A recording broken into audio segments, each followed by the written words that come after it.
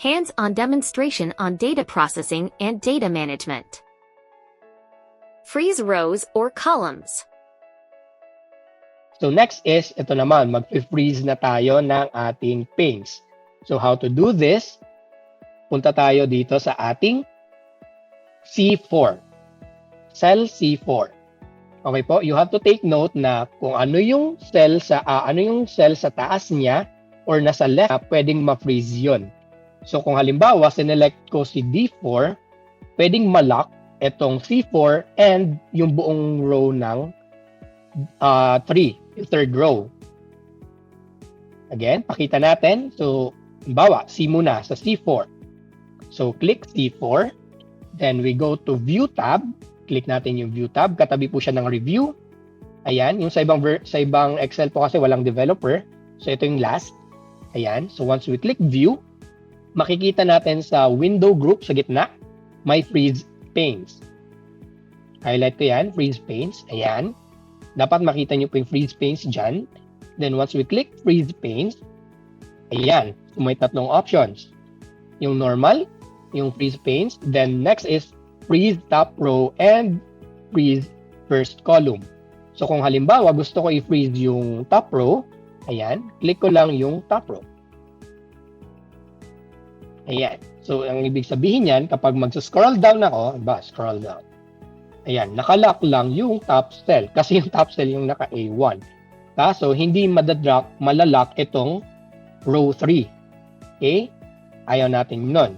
So to remove that, click lang na ulit natin yung C4, click yung freeze panes, ayan, unfreeze panes. Ayan, so what if again, gusto ko na nakalock yung row 3 and nakalock yung B column. So, pipiliin ko yung unang option, yung freeze panes lang. Freeze panes. Ayan.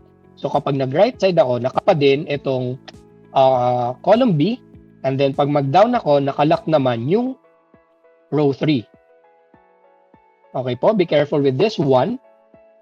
Yung cell na i-refer nyo bago kayo mag-apply ng freeze panes is yung gusto nyong cell sa taas, yung row, or yung column na gusto nyong ma-lock. Okay po? If nagkamali naman po, pa-repeat po yung okay, so we have a question pala. So, pa-repeat daw po yung $sign kanina. So, balik ulit tayo sa ating absolute referencing. We go to H9. So, sa ating H9, yung pwede po natin gawin is equals, click po natin yung F9. Then, from there, check nyo po muna, gumagamit po ba kayo ng PC? If yes, F po yung ipipindutin nyo. If not, Fn F4. Ayan. Pag Fn F4 po, automatic, i-change ni Excel to absolute referencing yung cell natin. Pag pinress nyo pa siya ulit, Fn F4 sa case ko, ayan, nakalock naman ngayon is yung row. Kapag pinindot ko pa isa pang beses, nakalock naman ngayon is yung column. Pag pinindot ko pa isang beses, babalik siya sa default. Okay po, yung shortcut lang po natin doon is Fn F4 kapag laptops, tapos kapag PCs naman is just F4.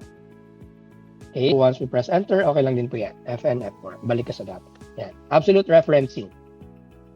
Okay po. So, we move on, balik tayo doon sa ating freezing. Ayan, mag-freeze na tayo ng panes. So, again po, be careful na dapat, kasi kung halimbawa, papakita ko po sa inyo, paano kung D yung na-click ko? Kanina, nasa D4 ako instead of C4. Pag itong freeze ko, pag nag-right click ako, nakalock pa din yung column C. And nakalock din yung third row sa taas. Kahit mag-down ako. Okay po, be careful. Kasi kung gusto niyo sama na nakalock yung C column, dapat mag-refer kayo sa D4, hindi sa C4. Kasi pag mag-refer kayo sa C4, freeze ko ulit, pag nag-refer kayo sa C4, yung malalock lang is yung column na nasa left niya and yung nasa taas niya.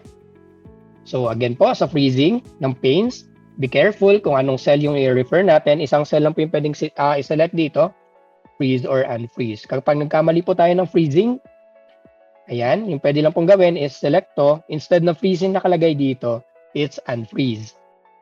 Okay po? Ayan, so tapos na po tayo sa ating skills review. So na-refresh na po natin yung mga skills na gagamitin natin mamaya sa ating next worksheet.